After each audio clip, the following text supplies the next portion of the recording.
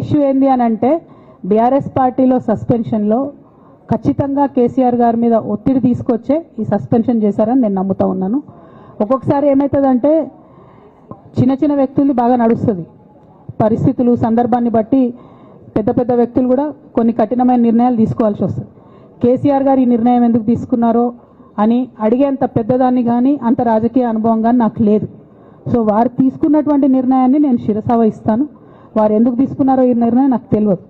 కానీ నాకు ఒక సమస్య ఉంది, నేను రాసినటువంటి లెటర్ లీక్ అయిందని చెప్పి 100 రోజులైంది. ఆ సమస్య జరిగి 100 రోజులైంది.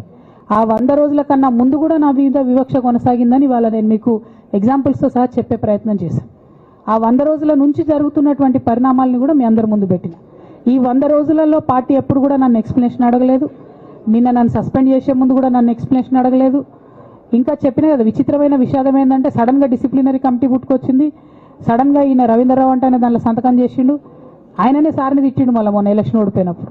సో ఈ అన్నీ చూసి నాకేమనిపిస్తుందంటే చాలా ఒత్తిడిలో చాలా ప్రెషర్ పెట్టి సార్తో చేపించారని నేను అనుకుంటున్నాను.